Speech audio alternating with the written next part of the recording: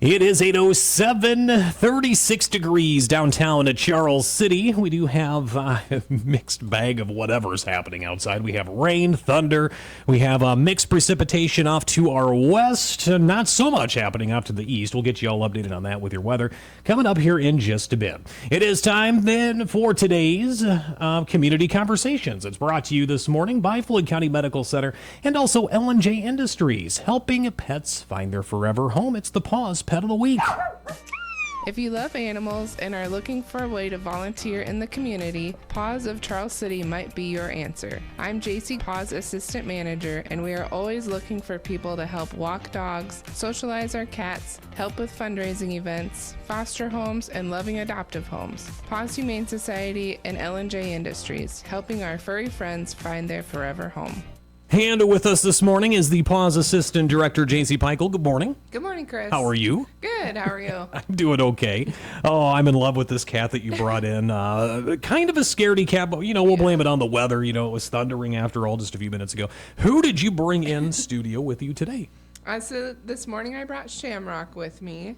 And yes, he is very scared. I didn't know he would be so scared, but he's doing okay. I'm just kind of holding him right now. Maybe it was the truck ride. Yeah, probably. My crazy driving is what did it. But we think he's about 4 months old. He's right about that 4-pound mark, so we're probably 4.5 months old. He came into PAWS as a stray. I believe it was just last week, so he's still fairly new to PAWS. He hasn't had his vaccinations yet or anything, but he will be seeing our vet very soon. He appears to be really healthy and just a really happy cat in the cage. Not very happy right now, just kind of scared. But I did do a post of him on Monday because Shamrock, St. Patrick's Day. Yeah. But he is like a kind of bright orange with dark orange stripes on him. And I was telling Chris, he has like the softest fur. He does. For a cat that I've ever felt. Like he's like a little bunny rabbit. He's so soft and so cute. So definitely would love to get him in a home after he sees our vet, just to make sure he checks out okay and gets all of his vaccinations up to date. And he does still need to be neutered, but otherwise he's a really sweet cat. He is one of 2 kittens that we have right now at the shelter, so it is starting, unfortunately, but just a very sweet cat. I think he would be kind of laid back, but as they get older, he may get a little more excited, but just so cute. I don't know. He keeps eyeing the microphone. I don't know if he's going to try and say a few words or what. He was very vocal when we walked in. I don't know if you heard us, but he was very excited to be here. And that's what I thought too. I heard the cat, and I come in here, and you're holding him like he just looked terrified at the beginning. But it could have been me walking in the door too. I tend to have that way with cats. But he is a lovable cat, that's for sure. I saw him last night at PAWS, and he was all over me, in the kennel. So. That's why I was so surprised. But sometimes when they get out of the environment and it's a new place, they just get a little scared. So yeah. That's kind of what if he were to go to a home anytime soon, he'd probably do the same thing, just be a little bit scared. So he'd quickly warm up. Yeah, it's always good to just be patient with the cats and kind of give them their space.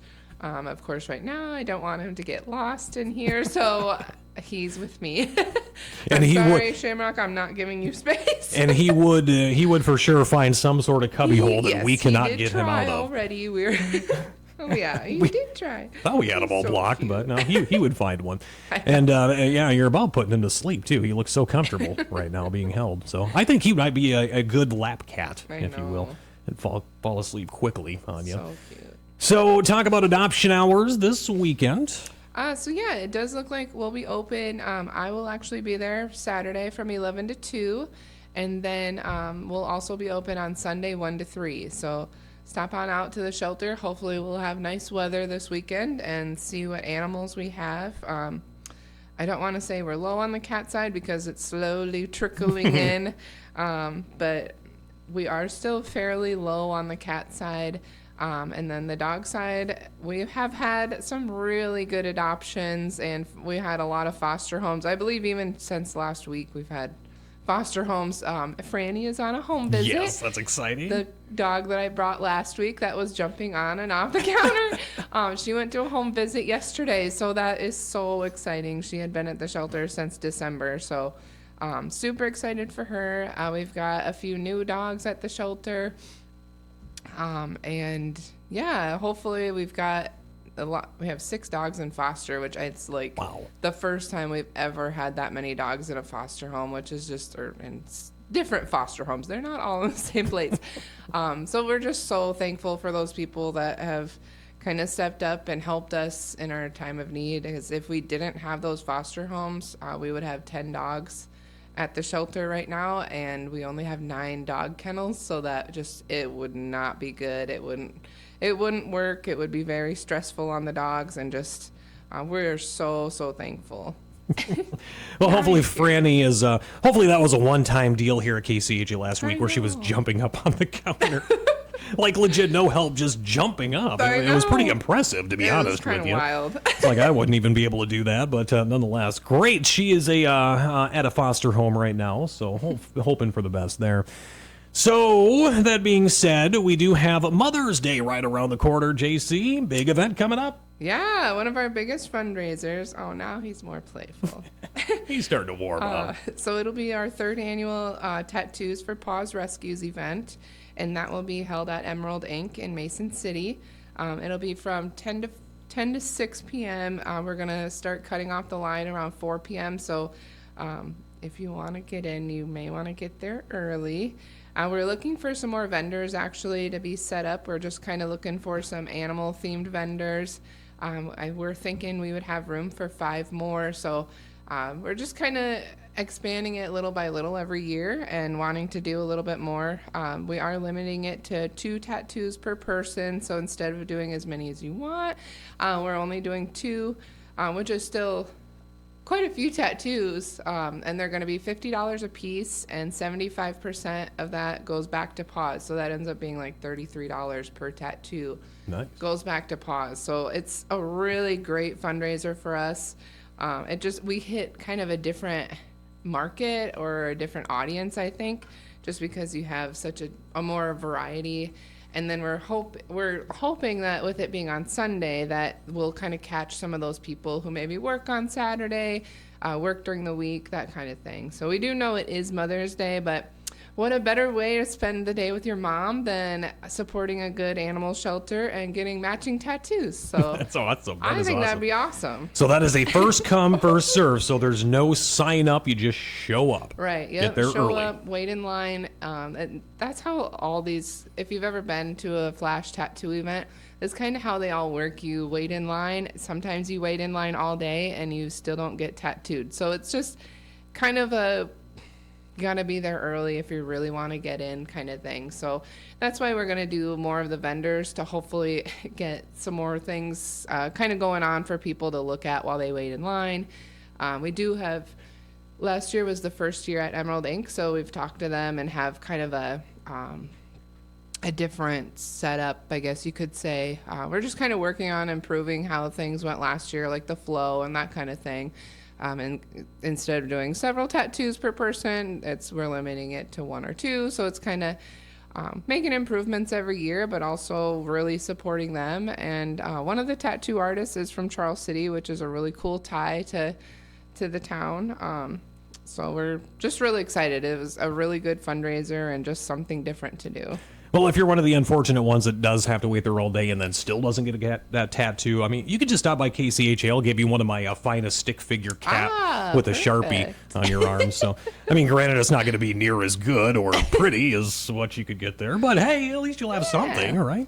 So that's coming up on Mother's Day Sunday. What else do we have for fundraisers? I know you're teaming up with the brewery once again this year. That's always a hot item. Yeah, we're going to be having some Tellurian brewing events where we will have animals downtown at the brewery.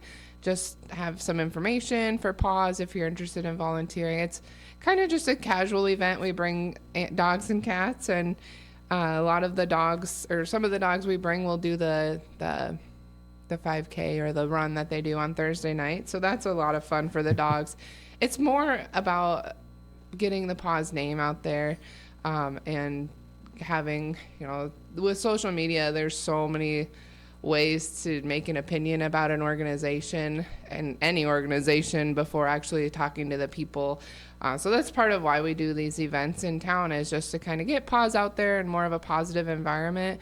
And it's mostly for the animals. I mean, it just helps them get out of the shelter for a few hours and helps them get adopted quicker. We've had several adoptions come because of the Tellurian Brewing events. So that's been just awesome. And they're great people to partner with, and we're just really lucky to have them in town. That and just, having the animals be around more people is beneficial to them as well. Definitely.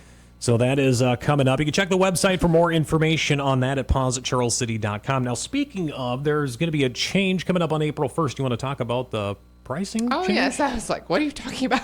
Just popped into my head. Yeah, so April 1st. So we are increasing our adoption fees, which we haven't really done in several years. Just with the rising cost of vet care. And we have had so many animals with just weird sicknesses and things. I mean, all of our animals are very healthy when they're adopted, but we've got, well, for instance, Eliza, that little terrier dog that had the bite wound when she came in. I mean, that's already been at least $2,000 worth of vet care for her. And we've had another dog that had to have foreign body surgery because he decided he wanted to chew up a towel while he was at PAWS. So they had to go in and get it out. And so that's been, we have just had, and that's what puppies do. They get bored and they start chewing things. If you've ever had a young dog, you know how that works. And we've just had a lot of weird cases over the last 2 years. And so our vet care has gone up substantially. So we are increasing our adoption prices, which in reality, the adoption fee doesn't even cover the vet care. I was going to say, the vet care is way more than what the adoption fee even is. So, you're always losing out on money on each adoption. So right. Trying to recoup some of that. Yeah, we do try. So for cats, for kittens, we're going to be $100. And then for adult cats will be $85. And then for senior cats, 5, 6 plus years old, they'll be $50. So, and then for puppies, we are going to be at $250, and then dogs is $200. So it's not a huge jump. No, it's really not. And then when you think about it, that dog or cat has had all of the vaccinations. I mean, the vaccinations and the exam alone is over $100 per animal.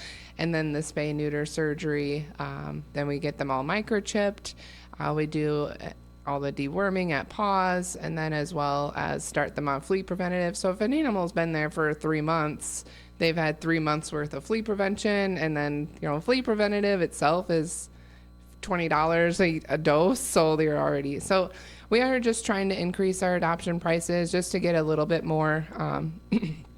It's more of a donation back to PAWS just to try to help with expenses a little bit more.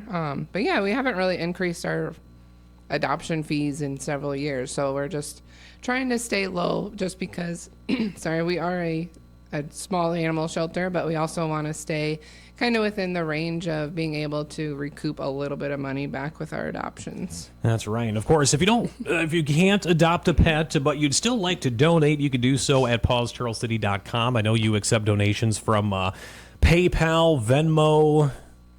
Yeah, PayPal, Venmo. My gosh, you can go right to our vet clinic, Avenue of the Saints Animal Hospital in Charles City, and donate money right to our account. Oh, that's a good idea. Yeah, and we bank with First Security Bank here in Charles City too, so you could always go straight to the bank and make your donation there. Otherwise, Facebook or Venmo, PayPal are the two main ones. We can take credit cards at PAWS, but they do take a little bit of a fee. But definitely. He just wants to go back in there. Yeah. I think he saw the lightning. He's probably getting a little warm, too, from me holding him. He might be. So, once again, you can find the available animals for adoption. Just go to pawsatcharlescity.com and view them there. Yeah. Anything else? I don't know. I guess the other thing we could bring up is the dog jog. I'm so excited. We have had 3 people sign up for the dog jog already on mine. I know. I looked it up the other day. We had a board meeting and we talked about different fundraising stuff. So the dog jog will be June 20th here in Charles City, and we will be doing it kind of at night. So it'll be more of a glow run. We will have like light up tags for collars. If you already have a light up collar, make sure to bring it. And then we'll have like those, I don't know, those like light up bracelets and just some more fun stuff to do. And that'll be starting at Tellurian Brewing as well. So stay tuned for that. I believe we have a Facebook event, and the registration is online already. So you can register either online or we will have the pamphlets out as well. Awesome. Yeah, that is coming up pretty quick, June. I know. And at least we won't need to worry about severe weather and blizzards at the same time Right. by then, hopefully, anyway. Well, thank you very much, JC, for bringing in Shamrock and yourself, and we'll talk to you next week. Sounds great. Thank you. Thank you very much. It is 8:23. That was the PAWS Pet of the Week, brought to you once again by Floyd County Medical Center and L&J Industries here in Charles City, helping pets find their forever home. It's time to celebrate with Dave's Restaurant